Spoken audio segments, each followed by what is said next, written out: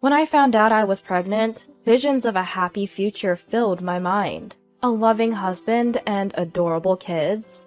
I thought we would build a wonderful family and live happily ever after. Little did I know, a harsh reality awaited me. This is the story of my battle with my controlling husband. My name is Patricia, and I'm 30 years old.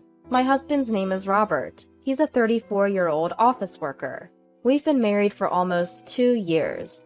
Robert has a bit of a controlling streak, probably because he's older. He sets all the house rules. When we got married, he said he wanted me to be a homemaker, and I agreed. Our spending money has decreased since we got married, but I'm thankful he's providing for me. I've always been indecisive, so Robert's efficiency seemed perfect for me. I thought a little bit of control was a good thing.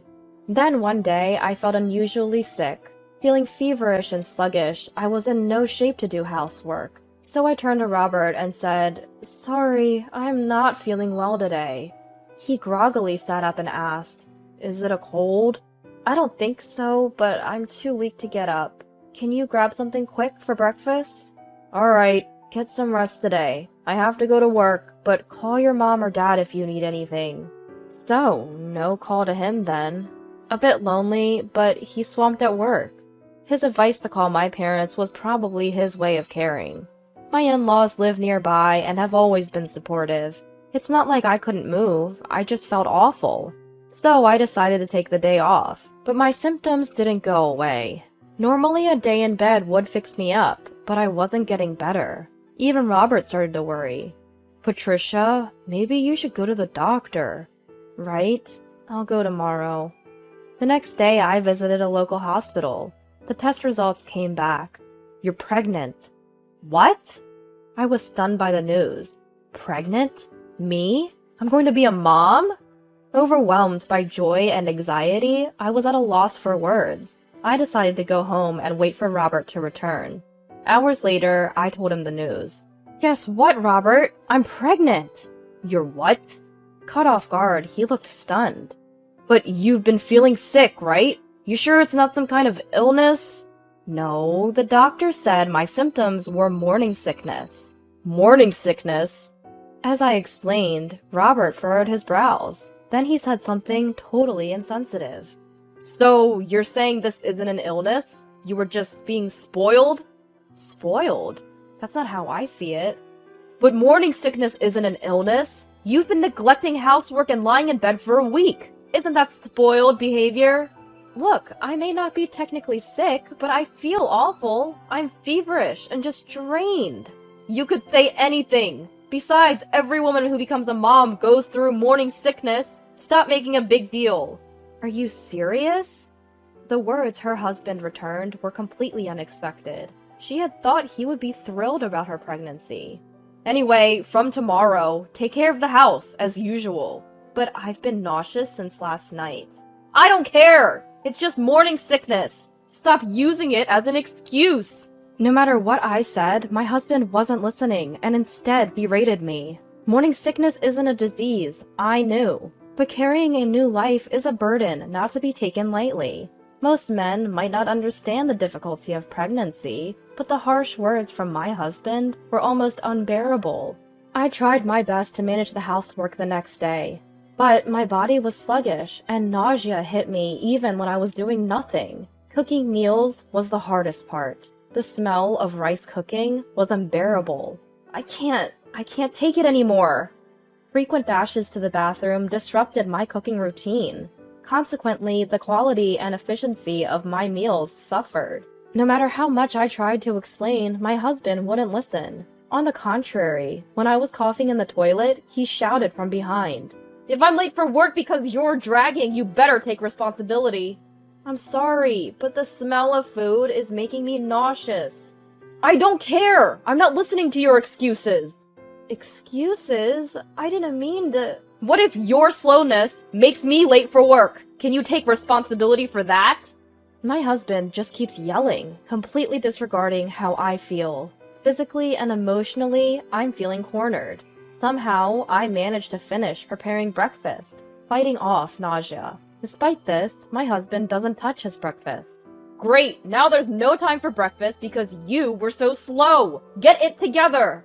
With that, he slams the door behind him. Why is this happening? I haven't done anything wrong. Why do I have to be treated so horribly when I'm just trying to nurture our child inside me? Frustration and emptiness mix, and I can't stop the tears. This goes on for about 2 weeks. One day, after confirming my husband has left for work, I lie down. Today, my nausea is worse than ever. I need to eat something for the sake of our baby, but even drinking water makes me throw up. I must have dozed off because when I wake up, it's already noon. I need to eat and take care of the house. Just then, my phone rings. It's my husband. With a sinking feeling, I hesitantly answer. Hello? You took too long to answer! You weren't sleeping, were you? I'm sorry, I wasn't feeling well this morning. I was about to start on the housework. He abruptly hangs up. Then a text from him arrives. Almost yelled at work, so I hung up. Patricia, are you mocking me? I feel a bottomless fear reading his furious words. My hands tremble as I hold the phone. Please don't be mad. I'll do better. I'm done with you. The texts stop. What should I do? I need to reply, but apologizing will only make him angrier. So what can I do? Before I can decide, another text from him arrives. The moment I read it, I drop my phone in shock. If you can't even handle housework, abort the child. Abort our child? Everything goes dark. My emotions are a mess. My breathing is erratic, my heart pounding. We were blessed with 2 children. I thought we'd be happy as a family. But my husband doesn't even try to understand my condition. He even denies me and our unborn child. I can't let this go. I can't stay silent after being told something like this. I pick up my phone from the floor and text him. Understood. I pack my bags, explain the situation to my parents, and ask them to pick me up. After I leave, multiple texts from my husband arrive. Where are you? If you can go out, you must have been faking it. Come back now, or I'll divorce you. Does this man know anything other than attacking or threatening? By this point, my love for my husband had completely cooled off. When he even called my parents' house, I told him I have no intention of coming back, and blocked his number. Patricia, are you sure about this? You'll be giving birth alone, you know. My mom asks, concerned for her daughter. But my mind is already made up. It's okay. I'll protect this child. My mom gives me a complicated look, but says, we'll support you in any way we can. A few days later, having cut off all communication, my husband shows up at my parents' house, bringing his own parents, father-in-law and mother-in-law. Patricia, what are you thinking? Stop lazing around at your parents and come home now. As soon as he sees me, my husband starts yelling. Even father-in-law and mother-in-law join in, blaming me. How could you abandon your duties as a wife and dump everything on our son? Are you even a homemaker? We never thought Patricia would be like this. Were you just pretending all this time? We don't need a lazy wife in this family. Abandon my duties? Dump everything on him? This is ridiculous. I've done no such thing. I take a deep breath and give them a piece of my mind. Enough is enough! When did I ever dump anything on Robert? Abandon my duties? I've been doing everything I can while dealing with morning sickness. Why do I have to hear this? Shut up! How dare you talk back to the head of the household? That's what I've always hated about you. I snap back at my husband. Once I start, I can't stop. When I'm suffering from morning sickness, you tell me to hurry up and make breakfast. Stop slacking off on housework. I'm not your servant. Do you even know how hard morning sickness is? Learn about a pregnant woman's body, you incompetent fool! What kind of language is that to your husband? That's just it. You're nothing but a controlling husband who doesn't understand people's feelings. And I was stupid to mistake that for reliability. Who do you think provides for you? Then I don't need such a life. What? Father-in-law and mother-in-law, who had been listening to our argument, hesitantly asked me, weren't you just dumping all the housework on our son? Doing nothing but lazing around every day? Exactly. using pregnancy as an excuse to make our son do all the housework. It seems my husband had been telling them a convenient story. I tell father-in-law and mother-in-law the truth. Yes, I've had to lie down because of severe morning sickness. But Robert told me morning sickness isn't an illness. Stop being lazy. So I've been desperately doing housework every day, to the point of nearly collapsing. Father-in-law and mother-in-law's faces turn pale. Robert, what is the meaning of this? Father-in-law confronts my husband, whose body is shaking. Well, that is...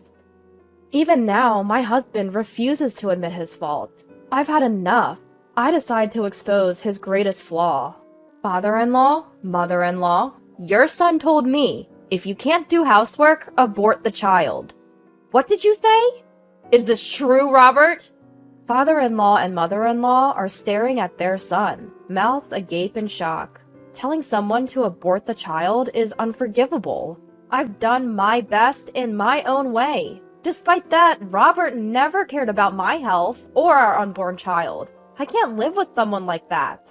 The collective anger in the room turns towards my husband. Sensing the awkward atmosphere, he nervously chuckles. Okay, I get it. I was wrong. I apologize, alright? So let's just drop it, okay? At that moment, smack. Mother-in-law slaps my husband. What the hell was that for? My husband looks at mother-in-law in surprise. Enough is enough! Do you even realize what a miracle it is to have a child? You berated Patricia while she was suffering from morning sickness, forced her to do housework, and even lied to us. How much more do you need to vilify her? Mother-in-law is yelling at my husband, tears streaming down her face. The intensity leaves me and father-in-law speechless. Then mother-in-law turns to me to apologize. Patricia, I am so sorry. I believed that foolish son of mine and hurt you. You must have had a hard time dealing with morning sickness. I know an apology isn't enough, but I'm truly sorry. Father-in-law also deeply apologizes. Patricia, let me apologize as well. Our foolish son has caused you trouble, and for that, I'm truly sorry. We'll make sure he takes responsibility. Leave the rest to us. Father-in-law then turns to my husband. We're cutting ties with you, Robert. Cutting ties? Yes. A son who can tell his wife to abort the child is not part of our family. Agree to Patricia's divorce. What? We're family! Talking about divorce and cutting ties? You must be out of your mind. Patricia's feelings won't change. Make up your mind. At his father's words, my husband is speechless. He was reluctant to sign the divorce papers, but with father-in-law and mother-in-law's help, he eventually gave in. He was utterly defeated, a shell of his former self. Later, I claimed compensation and child support through a lawyer. I've decided to give birth to our child alone. I've received several texts from my husband since. I was wrong! Please forgive me. I realized you're all I have. Please come back. But I just delete the messages without replying. My husband, now disowned by father-in-law and mother-in-law, seems to be living alone in a neglected, trash-filled house. It's affecting his work, and now the office gossip goes like this. Heard Robert got dumped by his wife. His shirt's all wrinkled, and he hasn't even shaved. And she was pregnant, right? What a loser. He used to be so controlling. My husband is becoming the office joke, losing his standing day by day. I wonder how long his high pride will allow him to endure this environment. Well, it's none of my business anymore. From now on, I want to focus on my unborn child. Even without a father, I intend to shower this child with all the love I have, so they can feel truly happy.